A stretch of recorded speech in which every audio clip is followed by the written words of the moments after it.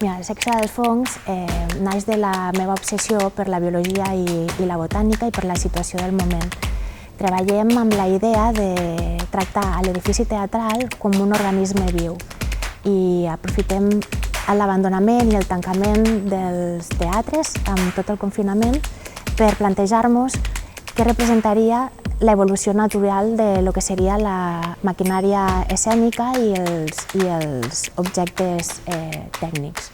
Una instal·lació-espectacle que proposa a un sol espectador que pugui visitar lliurement la sala petita del Teatre Nacional i li planteja la possibilitat de deixar-se emportar per l'observació d'aquesta nova vida.